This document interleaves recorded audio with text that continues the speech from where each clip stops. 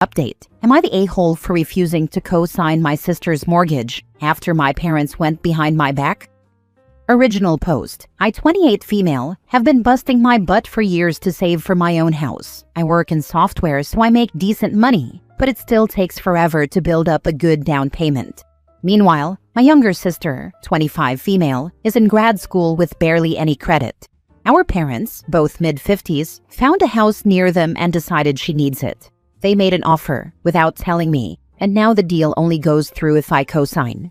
The problem? I had no clue they'd do this. My parents basically dropped a bomb. You have the best credit score. Co-sign so your sister can get the house.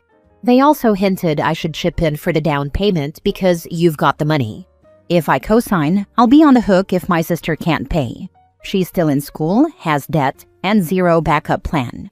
The bank might also reject my future mortgage application since they'll see I'm already tied to another loan. But my parents say I'm selfish and forgetting family values. My sister is calling me a monster for leaving her stranded, and my mom threatened to cut off any future financial help, like wedding money, if I don't help right now. Some relatives think it's insane my parents tried to rope me into this after they already made the offer. Others say I should just do it for the family's sake. I feel guilty, but also mad they put me in this spot. Am I the a-hole for protecting my own finances? Or are they wrong for strong-arming me into co-signing a mortgage I never wanted in the first place? Now for the top comments before reading the updates. Absolutely do not co-sign. Not the a-hole if you refuse. Let your mom not pay for the wedding. If she's threatening now, she will again. In the end, she probably won't. But that's not the main reason not to co-sign. The main reason is there's a huge chance you'll be in debt for a house that's not yours. It will be cheaper to pay for your own wedding than deal with this too. Then you don't have the added pressure of a 100+ person wedding because mom helped pay, and mom's choice of everything because she's paying. Not the a-hole. That sounds like a terrible idea. Family sounds toxic. Good luck. How come they didn't try to help you get a house? Don't sign. The husband of a friend of mine co-signed on a loan for his sister's law school tuition, and she never paid a dime. So your sister is the golden child and you are not. Don't co-sign the loan. Tell your parents to give your sister the wedding money, and since your finances won't be a dumpster fire, as they would be if you co-signed the loan, you'll pay for your own wedding, and we'll be sure to send them a picture, since obviously they won't be there. Tell them how much you appreciate them freeing you from having to care for them as they age, since that will fall 100% to your sister. Not the a-hole, but your family is really toxic. Probably something I should have said, but I was blinded by confusion and forgot to mention. I was adopted. Not as a baby, but around the age of 6. I was always different and never bothered to reconnect with my biological mother. I knew I was an outsider, but as I got older and somewhat overshadowed my younger sister with my successful career, I think it created resentment between my parents and me. So I think it's hitting its breaking point and really showing. Edit/mini update. Like I mentioned in the comment, I'm actually adopted LMAO. Forgot to mention that in my confused and angry state. My parents adopted me when I was very young because they'd been struggling to conceive. A few years later, they had my younger sister naturally, which was a huge deal to them. She was their miracle baby. Ever since, it's felt like my role in the family became the older adopted one, while she was the golden child who could do no wrong. Growing up, I was expected to pitch in more, be more responsible, and generally look out for my sister. I worked my butt off in school, snagged scholarships, and eventually landed a good job in software.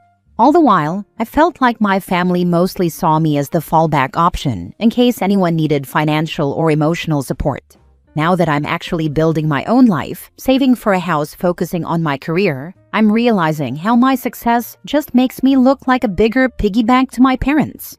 The more independent I become, the clearer it is that I need to separate myself from the constant guilt trips and the unspoken expectation that I'll always bail them or my sister out.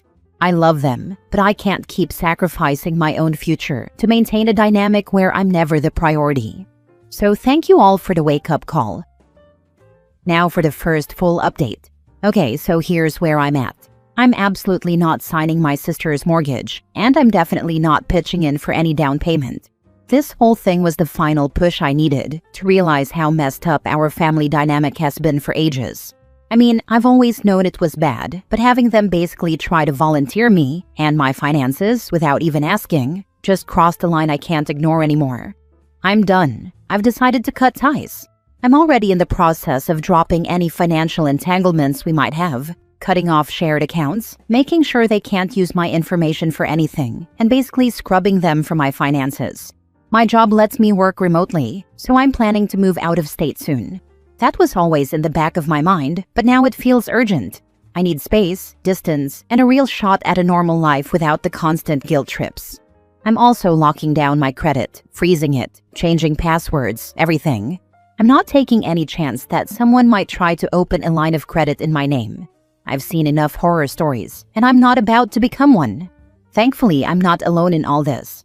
My close friends have been incredible. They're basically my real family at this point, helping me pack, offering me a place to stay if I need it, reminding me that I'm not crazy for wanting to protect my future.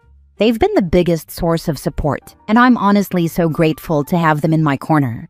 So yeah, that's it. I'm not signing. I'm leaving. I'm done. If my family wants to blow up at me for abandoning them, so be it. I've got to look out for myself, my credit, and my sanity. Here's to hoping things only get better from here. Everyone who commented their 2 cents are amazing people, and I thank you all for your support while I'm dealing with this. Truly, thank you. Be sure to freeze your credit with all 3 bureaus and freeze your social security number as well.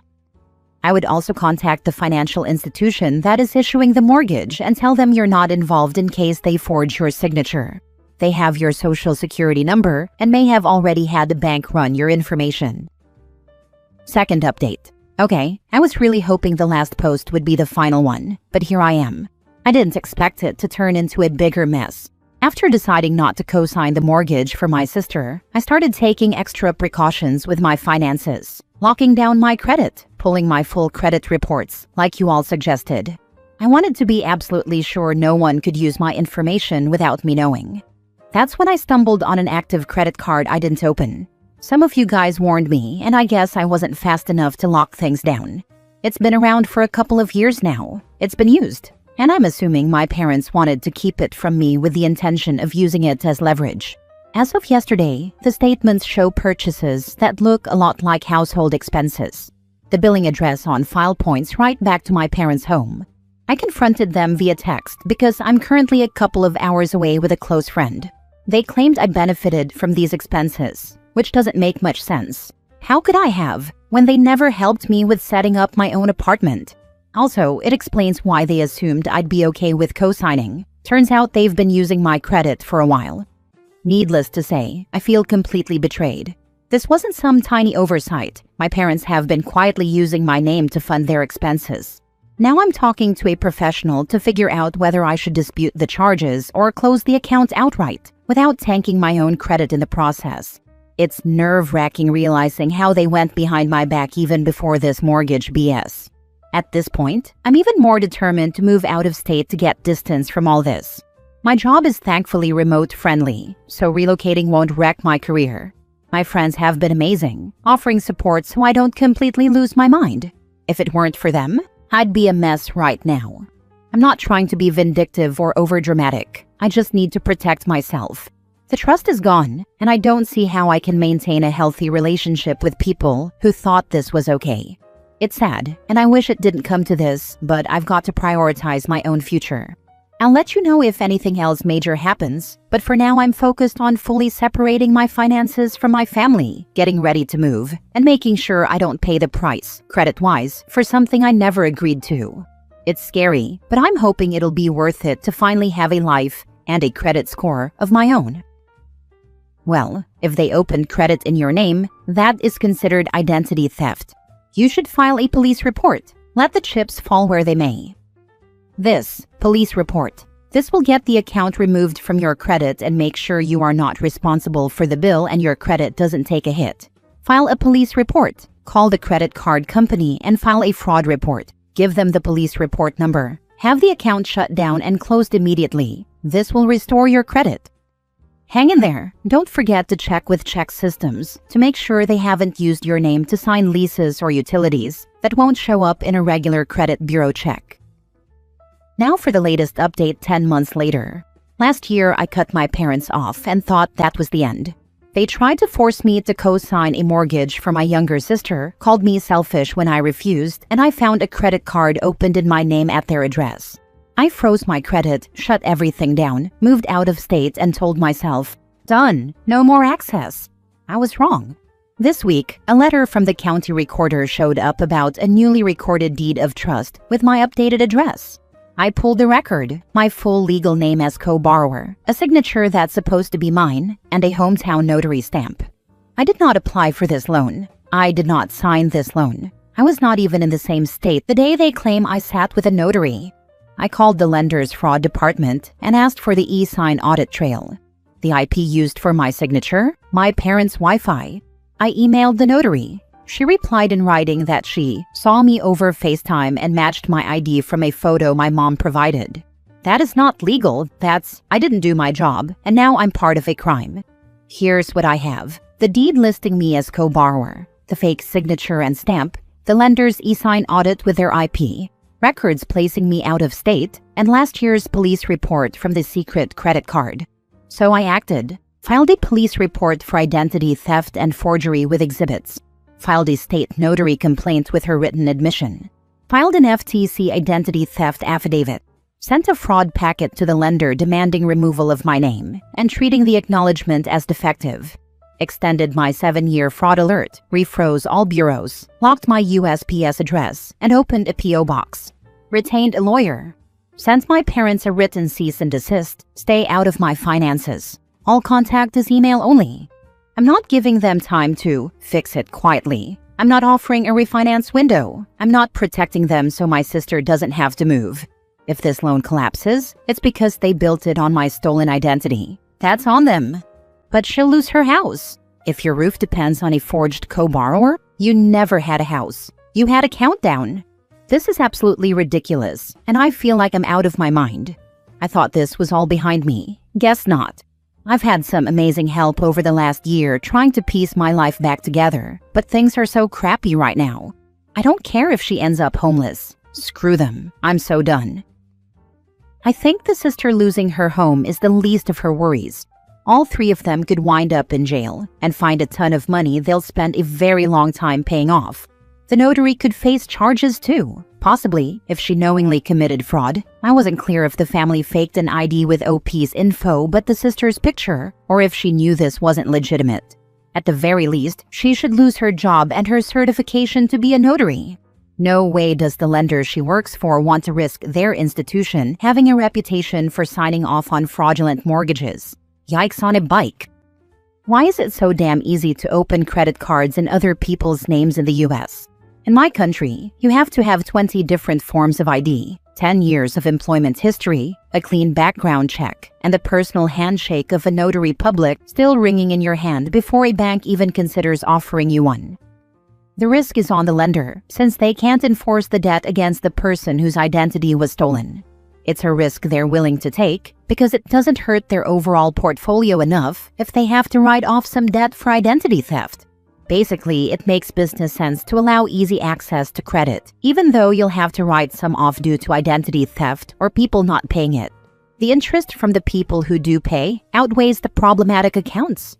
This makes sense to me. I mean, it's definitely better from a business standpoint to have a million accounts where a small percentage will turn out to be bad debt than to have 50,000 perfect accounts. Last story. Am I the a-hole for telling my ex's mother that my daughter and I will not be attending her Christmas together? A little backstory. A 29 female, have a 7-year-old daughter. Her father, 30 male, Sheldon, fake name, and I have not been together since before she was born.